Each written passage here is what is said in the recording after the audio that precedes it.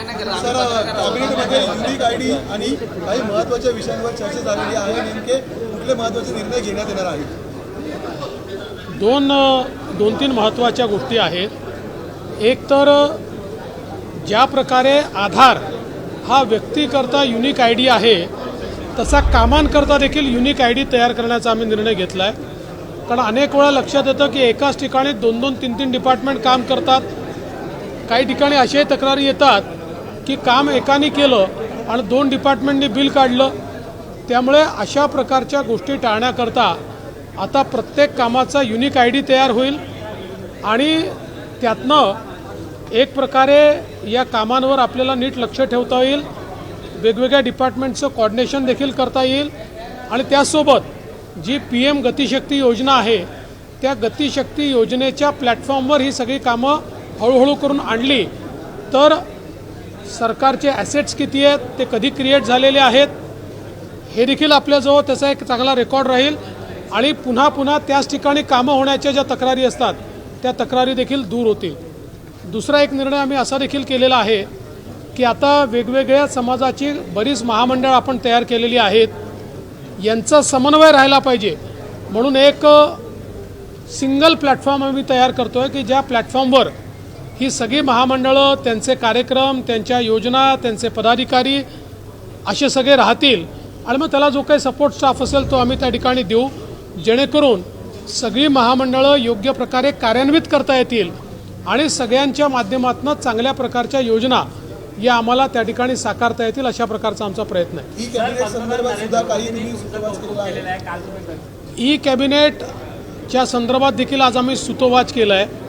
आता राज्यामध्ये e filing आपण स्वीकारलेलं आहे. आपल्या फाईल्सची मुवमेंट ही आता डिजिटल पद्धतीने, इलेक्ट्रॉनिक पद्धतीने त्या ठिकाणी होते आणि म्हणून IT च्या जगामध्ये आता कॅबिनेटच्या फाईल्सची मुवमेंटही ई पद्धतीनं व्हावी याकरता ई कॅबिनेट आम्ही स्वीकारतो आहोत. लवकरच त्या संदर्भातली सुरुवात आम्ही करू.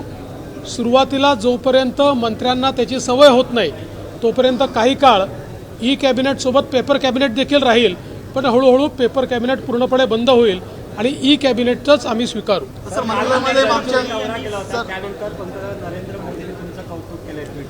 आमच्याकरता एक प्रकारे हे फार मोठं कौतुक आहे.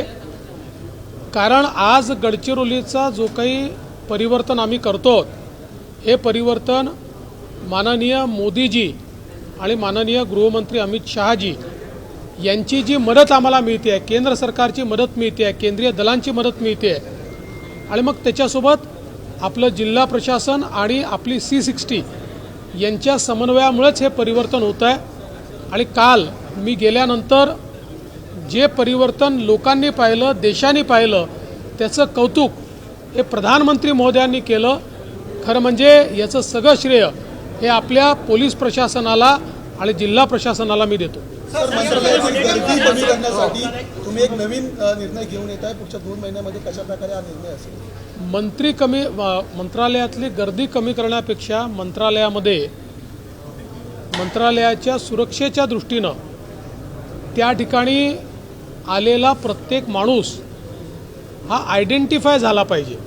अनआयडेंटिफाईड कोणी येता कामा नये या दृष्टीनं एक नीट सुरक्षा सिस्टीम मंत्रालयाची आम्ही तयार करतो, ज्याच्यामध्ये प्रत्येकाला आपलं रजिस्ट्रेशन करावं लागेल. ते त्यांना ऑनलाईनही करता येईल, इथे येऊन करण्याची आवश्यकता नाही आहे आणि त्यातनं त्यांना पास जनरेट होईल.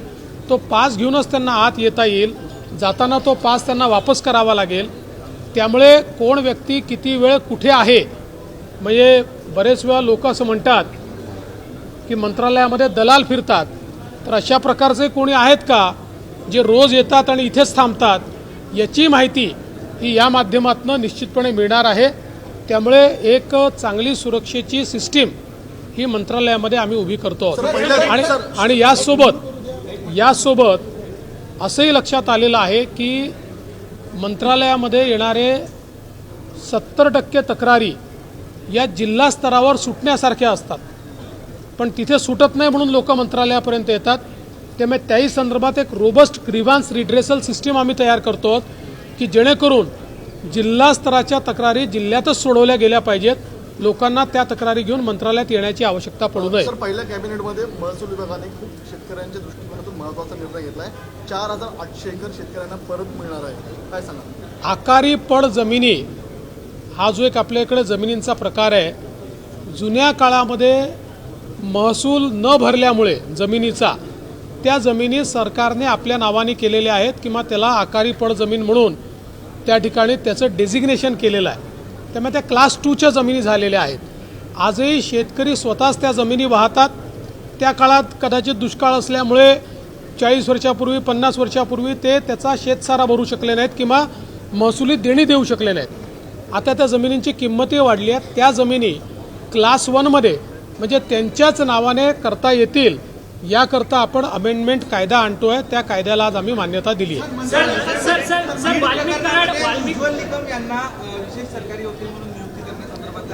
आज सुरेश धस यांनी मला तशा प्रकारचं एक निवेदन दिलेलं आहे. मी माननीय उज्ज्वल निकमजी यांना फोन करून विनंती केलेली आहे. त्यांनी मला सांगितलं आहे की मला 1-2 दिवस द्या, कारण माझ्याकडे ज्या केसेस आहेत त्या केसेसचा मला एकदा नीट हे करून पण या केसला अधिक वेळ द्यावा लागणार आहे. त्यानुसार मी निर्णय घेतो. पण मी त्यांना विनंती केलेली आहे. मला असं वाटतं त्यांनी जर होकार दिला तर निश्चितपणे त्यांची अपॉइंटमेंट आम्ही करू. विशेष ट्रीटमेंट मिळते पोलीस स्टेशनमध्ये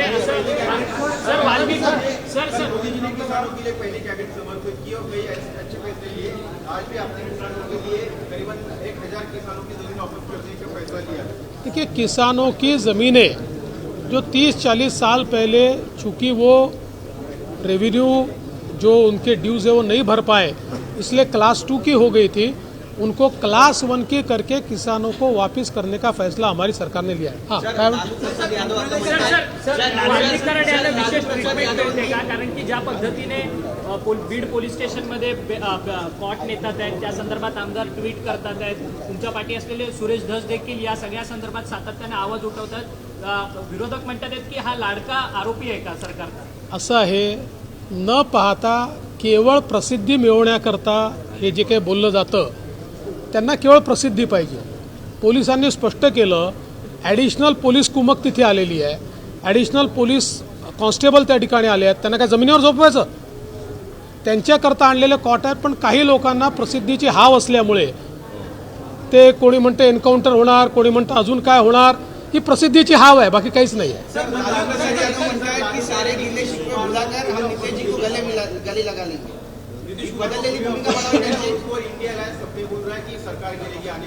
असं आहे, कितीही लालूजींनी स्वप्न पाहिले तरीही ते मुंगेरी लालचेच हसीन सपने राहणार आहेत. ते स्वप्न पूर्ण होऊ शकणार नाही. लालू जी ने कितने भी सपने देखे तब भी वो मुंगेरी लाल के हसीन सपने ही होंगे, वो पूरे होने वाले नहीं है. देश विदेशातील प्रत्येक घडामोडींचे लाईव्ह अपडेट मिळवण्यासाठी आता साम टीव्हीच्या सर्व सोशल मीडिया प्लॅटफॉर्मला लाईक, फॉलो आणि सबस्क्राईब करा. तसंच सर्व नोटिफिकेशनसाठी बेल आयकॉन प्रेस करायला विसरू नका.